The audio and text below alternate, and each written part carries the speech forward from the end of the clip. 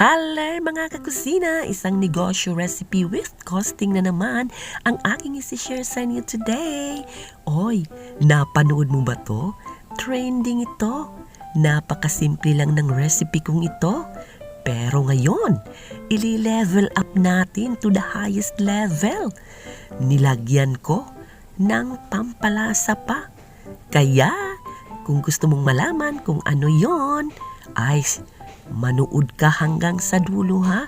At kung bago ka pa lang sa channel ko, please like and subscribe na para friends tayo forever at para ma-shoutout kita dito.